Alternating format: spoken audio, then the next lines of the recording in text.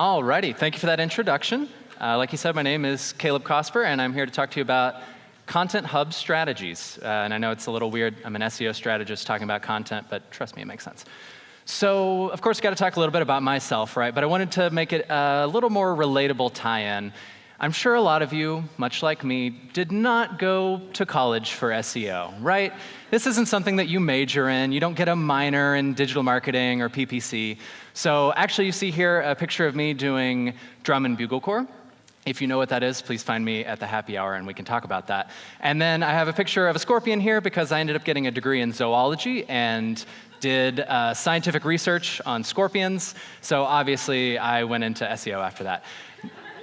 But my point in saying all this is that these are things that we can learn how to do without having to go to any formal training or education for it, right?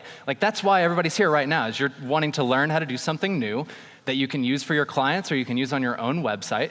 And that's what's great about content hubs, is it's something that really anybody can do. If you have access to a website and you can make changes to a website, if you know how to add a link to a page, then you're going to be able to do a content hub. But before we go into how to do that and everything, I want to make sure that we're all on the same page here and we know what a content hub is. So at its core, at its basic definition, a content hub is a set of interlinked related content. Now, when we're talking about content, we're basically just talking about pages on a website. So any of the content that you have on your site, whether that's a landing page or blog posts or whatever kinds of content you have on your site, you're going to interlink that, and it's important also that it is related content. The thing that makes it a content hub, though, is that you're going to have all of these outer spoke pages, these related pages, that link back to your content hub. So that's where the whole hub and spoke part comes from, is that you have the related pages on the outside that are linking back into the main hub. So basically, it's an internal linking strategy. That's all there is to it.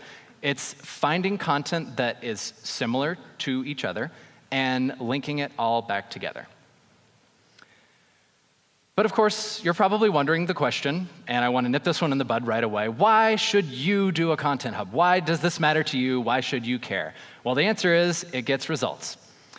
Much like a dog in a unicorn costume gets a reaction from a digital marketing crowd. But unlike a dog in a unicorn costume, as cute as he may be, there's not really much of a point to that. But a content hub actually does have a purpose. It has a function, and it's going to make a difference for your SEO and for your content clients. So I wanted to look at a little example. This is a line graph showing rankings for a particular keyword that our client wanted to rank for. Now, when I say high volume, I'm talking more than 10,000 searches a month. It's a pretty serious keyword that they were wanting to rank for. So in this graph here, from left to right, you've got several months. And over time, you see that they've gone up and down just all over. They were ranking as low as 90th at one point. They were lucky enough there in the middle to get almost onto the second page. Just really inconsistent results, though. And then at the very far right there, that last little dot, they just stopped ranking entirely. So not great.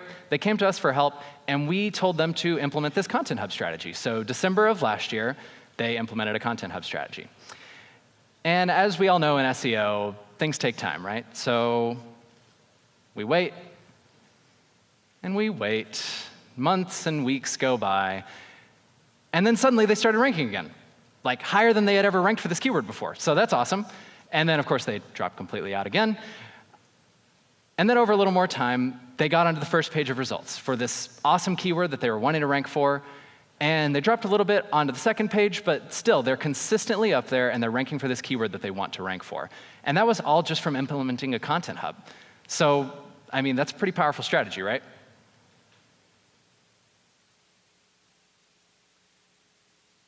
Now, a moment of truth, I have to be honest with you all. When I pitched this talk to Confluence, I wanted a real snappy title, right?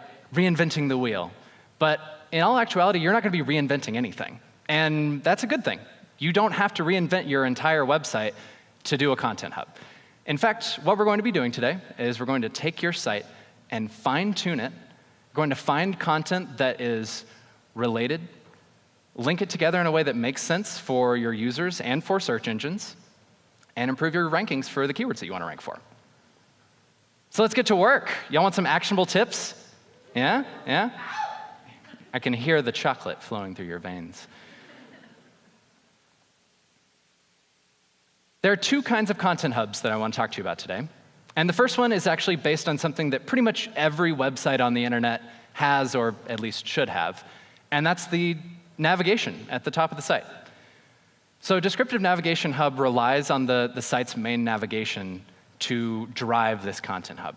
And as an example, I'm going to use something very near and dear to my heart, Portent.com. That's the agency that I work at.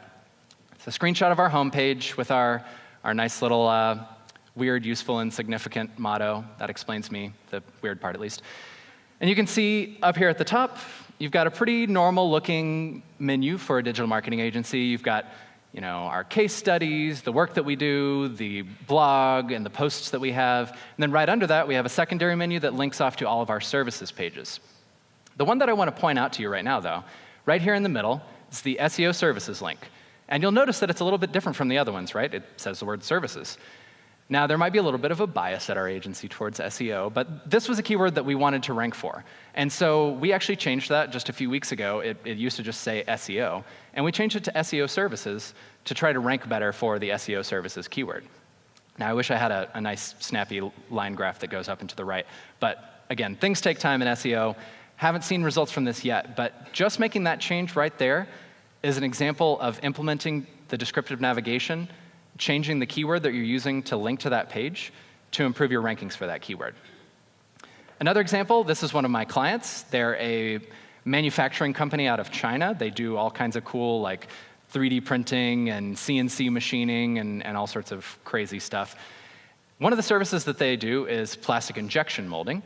And if you can see the menu up there, you'll notice that it does not say plastic injection molding. This is what their site looked like a little less than a year ago.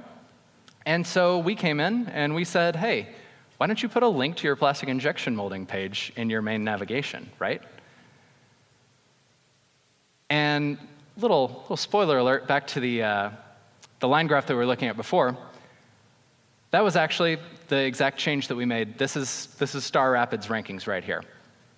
So by adding that one link, that plastic injection molding link, back to their page, their rankings went from basically non-existent, not getting any traffic for that keyword, to ranking on the first or second page of Google results for this keyword that gets tens of thousands of searches a month and is integral to their business. Now, I know what a lot of you are probably thinking right now, and that's, what? No way. There is no possible way that it's that easy. Just utter shock and awe, right? But really, it is that simple.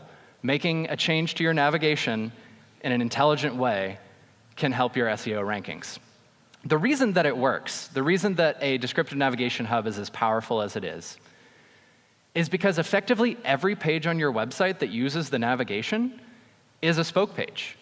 Any page that uses that main navigation has that link and is pointing back to your hub page. So every single page across the Star Rapids site has a link back to the plastic injection molding page. And that's very powerful. That's a lot of internal link authority. But there is, of course, a downside to an upside. There always has to be, right? The downside is, and you may recall back to the definition of a content hub, that a content hub has to be related content. Unfortunately, by using the descriptive navigation, you're not necessarily linking together only related content. Not every single page on the website is related to the page that's in the navigation. Not every page on Portent.com is about our SEO services. So it's a little more of a brute force method to do this descriptive navigation way. So I'm sure you're wondering, what does a real content hub look like? What is the true platonic ideal of a content hub? Well, conveniently, we have our visual metaphor here of a bicycle wheel. You take your hub page, which we've got here at the center. You find spoke pages of related content that are related to your hub page, and you link them back. It's pretty easy, right? But I want to show you a specific example. And this is a real example. This is a client of mine that wants to rank for this keyword, and I promise I didn't just pick it because it's fun and memorable. UFO documentaries. Let's say you have a client that wants to rank for UFO documentaries. Surprisingly, there are a lot of people who want to rank for UFO documentaries. There's a lot of searches for that term out there. A lot of people want to know the truth. So let's say that this client already has, maybe you're conveniently given a client that already has a pretty robust blog, and they've already written some about UFOs. Maybe they got a blog post about the history of UFO sightings. the UFOs and how they appear with northern lights, and then they've also got a blog post about why it is that aliens are always abducting our cattle. Hopefully they can figure that one out. You take your UFO documentaries hub page. This is the main UFO documentaries page that you want to rank for that keyword. You take your blog posts, and you link them back. And you will have noticed that a UFO is also a convenient circular shape that fits in with the visual metaphor here. Again, it really is that easy. The upside to this, to the pure hub, is actually the flip side of the downside of the descriptive navigation, which is that you are actually picking out this related content. You're carefully choosing which blog posts and which pages you want to link back. So you are fully in control by choosing these pages and linking back and making this pure content hub that's only about that topic. And then the downside is that you don't have quite as many pages linking back. So it's not quite as much of that internal linking authority that you would see from a descriptive navigation. So the blog posts that are linking back, you might only have 3 or 4 or 5 or maybe up to 10 of them that you've picked out that are linking back. It's a smaller content hub, but it can be more effective in that regard. And what does it look like when we link back? This might seem obvious to some of us, but I just wanted to run through it a little bit so you have an idea of what this could look like. So we've got a blog post that's, pick this one here, that's about UFOs and the Northern Lights. And you might notice here at the bottom of the text that there is a nice little mention of UFO documentaries. Well, perfect. Add a link to that. It's that easy. Now, if we're being honest, you should already be doing this. If you have a UFO documentaries page and you want people to find it, you should have links whenever you mention it in blog posts like that. But if you aren't already, this is a pretty easy way that you can implement that content hub. Another way that you could do it, if that's something that you're really wanting to drive users to do, if you're wanting to get them to that page, make it a CTA button. Really make it pop out on the blog post. Quick note about this. Make sure that that's not an image and it's actually a text link that's styled to look like a button. Because if it's an image, you're not going to have that same anchor text effect. You're not going to have the descriptive link that's pointing back that actually says UFO documentaries. It's just going to look like an image to Google, basically. But what about actually finding the content that you're going to use in your content hub? I had this great pre-prepared example of all of these cool blog posts that we could link back, but you might not necessarily have that. You might have a client that you've just come across and you don't really know what all they have on their blog post. So how are you going to find the content that matches up with that? Great place to start is google.com. I'm sure a lot of you are already familiar with the site operator search, but if you haven't used it before, I highly recommend it. It's a great way to find content on a site. You just type in site : and then the name of your site. Don't include www, don't include HTTPS. You just use, like I put here, example.com. Leave out the beginning stuff, and that's going to show you all of the pages that Google has in their index. And then you'll also notice that I put a keyword in there. So whatever content hub you're building, if it's about UFOs or if it's about, SEO services or whatever it is that you're trying to build your content hub, search for that term, and it'll show you all of the pages on your site that Google thinks is about this topic. It's a great way to find the content that's on your site that's related to what you're trying to rank for. And if you don't find everything that you're looking for here, try synonyms, of course. They might not mention the word UFO in every single post about it. You might look for flying saucer or alien abduction or something along those lines. Another great place to go is Google Search Console. And yes, I did use the old version of Google Search Console. Sorry, I haven't switched over to the new fancy kind yet. And I can hear some of you SEOs groaning, and I can see you rolling your eyes. I know Google Search Console doesn't necessarily have the best data. They make things up a little and lie sometimes, but it's the data that they give us. This is what's actually supposedly showing up in Google and how your site is performing. So go to your Google Search Console. This is the Search Analytics section. Basically shows you all of the clicks and impressions that you get for all kinds of queries that people are using to search. You click the queries section, and you can filter down, just like we did in the site search, filter down by whatever it is that you're trying to rank for, whatever kind of content it is that you're looking for. And then you click over to Pages, which I've got conveniently highlighted. And that's going to show you all of the pages that are showing up for all of those queries. So the queries section will show you all of the queries that include whatever you typed in, and then pages shows the pages that are appearing for that. Another great way to really understand how Google sees your website. And then, of course, Google Analytics. Come over here to your landing pages report, and that's going to show you all of the pages that people have used to land on your website, however they came into your website. Then, of course, you'll want to filter that down. If you have a client who is hopefully using a blog subfolder or some sort of way to indicate that a URL is in the blog, just filter down by /blog, and it'll show you all of the blog post landing pages. And again, we can filter down by whatever it is that we're looking for with UFO or anything like that. So there's all kinds of great ways to find the content that's related to the Content Hub that you're trying to build. Once you find that content, you just go out there and, like I showed you, add the links, use the descriptive anchor text, and build a Content Hub. What about creating new content, right? Like great tips and tricks of how to create that winning content that's going to fit perfectly in your Content Hub. Yeah, sorry, I don't have time for that. There's all sorts of great resources out there for this. In fact, last year at Confluence, there was a great talk. I believe it was Paul Shapiro did a talk about how to mine using all sorts of resources out there to find new content ideas and to create it. And in fact, I've got a link at the end of my slides here that you can follow that's going to point you to all sorts of great resources on how to build a Content Hub and how to create content if you want to explore that further. Those of us that are curious-minded, as I'm sure most of you are, since you're sitting in this room, probably wonder why it is that Content Hubs actually work the way that they do. I've shown you how to make them, I've shown you what they are, but why is it that they work? I've mentioned this already a little bit, but internal link authority is a big part of the picture here. So if you know about backlinks and the importance of backlinks, which we've already talked about a little bit today, backlinks are a huge deal in SEO. But what we don't always think about is how to funnel the link authority that's on our site and control where those links are going after the backlinks are pointing to our page.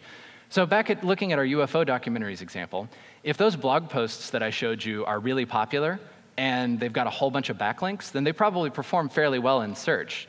But if the UFO documentaries page is maybe a little too heavily branded to get a whole lot of backlinks, then by creating this Content Hub, you're funneling that backlink authority internally on your own website to the Content Hub. So that's a huge reason why this works the way that it does.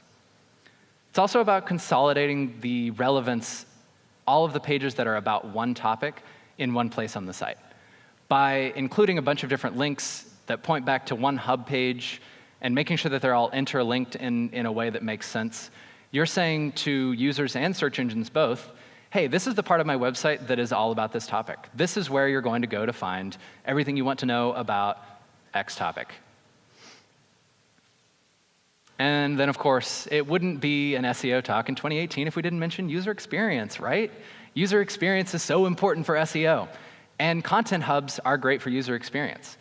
If you're a blog reader that just happens across a blog post that's about a topic, and you can't find the related page elsewhere on the site where you could read more, that's not a great user experience. But if you've got a really convenient link that's just right there in the blog post that you can click off to read more, that's perfect. That's exactly what you're looking for as a user, and it helps you funnel users further into your website, into other parts of the site that you want them to get to.